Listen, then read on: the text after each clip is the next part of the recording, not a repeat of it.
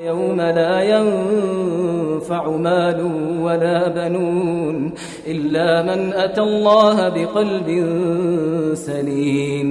Mohon nasihat untuk kami para penuntut ilmu yang sedang futur. Apakah harus kami lakukan ketika futur itu datang? Futur itu artinya tidak bersemangat. Itu futur. Dan itu kadang ada suatu sisi bersifat manusiawi pada manusia. Ya, karena itu di Musnad Imam Ahmad dari Abdullah bin Amr bin As juga datang dari seorang sahabat tidak disebut namanya. Dua orang sahabat yang meriwayatkan dari Nabi sallallahu alaihi wasallam. Rasulullah sallallahu alaihi wasallam bersabda, "Inna likulli amalin syirra wa likulli syirratin fatrah. Wa man kanat fatratuhu ila sunnati faqad ihtada. Wa man kanat ila ghairi dzalik faqad halak." Sungguhnya di belakang setiap amalan, sungguhnya pada setiap amalan ada syirrah. Seorang bersemangat. Kemudian di belakang setiap semangat ada fatrah. Ini lesu namanya, masa futur ini. Ada fatrah. Tapi pada saat dia futur, di sini kita harus mengontrol diri. Ya, kalau fatrahnya, futurnya itu tetap di atas sunnahku, maka dia mendapat hidayah. Dia mendapat apa? Hidayah. Ya, anggaplah misalnya dia menuntut ilmu, malas. Tapi dia kerjanya puasa, sholat di malam hari. Ini dia alih profesi kepada hal yang apa? Lebih bagus. Ya. Dia hafal Al-Quran, ini nggak mau masuk-masuk nih. Sudah berapa kali saya baca nggak mau masuk. Ya. Kita ganti tema dulu. Dia baca sirah Nabi Sallallahu Alaihi Wasallam. Jelas ya? Atau dia pergi sholat sunnah. Ya. Ini kan dia futur di sini, tetapi tetap dia mengarah ke hal lain di dalam hal yang apa? Hal yang sunnah, sesuai dengan sunnah. Ini dapat hidayah. Tapi kapan kepada selain hal itu? Sudah futur, dia pergi ke dosa, hal maksiat, ini yang binasa. Karena futur itu kadang dalam bentuk ujian, datang ujian dan cobaan. Namanya kehidupan ya, ada ujian dan cobaan. Iya. Maka kalau itu dihadapi oleh seorang hamba, maka dia berusaha mengarahkan dirinya kepada kebaikan. Pintu-pintu ketaatan itu banyak, alhamdulillah. Hal yang mendekatkan diri kepada Allah itu sangat banyak sekali.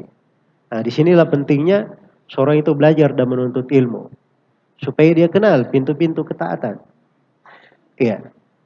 Ada pintu-pintu ketaatan itu terlihat pada zahir, pada badan, anggota badan, gerakan, amalan. Ada yang dalam bentuk lisan. Ada pintu ketaatan terkait dengan hati.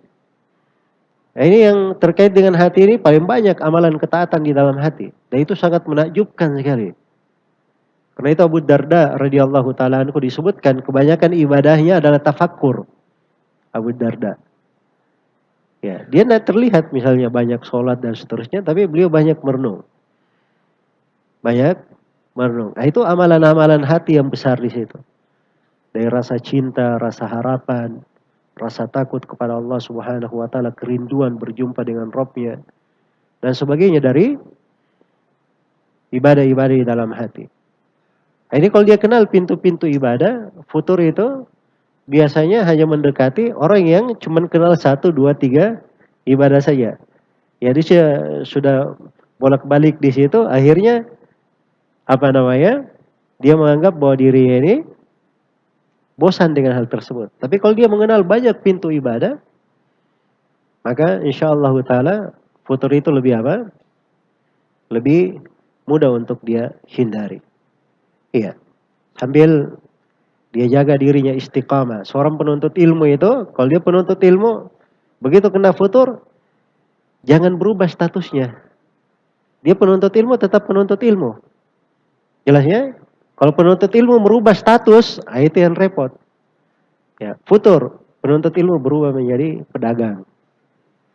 Ya, pedagang nggak ada masalah. Bagus berdagangnya. Cuman dari penuntut ilmu tiba-tiba jadi pedagang, ini kan kasihan namanya. Berbalik. Ya, dari hal yang tinggi menjadi hal yang apa? Hal yang rendah. Ya harus dia tahu bahwa akhirat itu lebih utama dari dunia. Apapun bentuk dunia itu, mau jadi pejabat, pemerintah, namanya penuntut ilmu, itu lebih berharga. Ya. Saya ingat Syekh Mukbil rahimahullah ta'ala, beliau di atas kursi, ngajar, kata beliau, kursi saya ini, itu lebih berharga daripada kursi presidenan, kata beliau. Saya nggak mau cari apapun dari hal tersebut. Ini lebih berharga bagi saya dari dunia dan segala isinya. Nah itu seorang penuntut ilmu seperti itu. Harusnya dia mengetahui bahwa dia kalau memang penuntut ilmu itu adalah nikmat yang sangat besar yang Allah anugerahkan kepadanya. Jangan dia cari nikmat yang lain. Jangan dia cari hal yang lebih rendah daripada itu. Makanya dijaga status itu sebagai seorang penuntut ilmu. Dia belajar. Nah, selalu hadir di majelis taklim.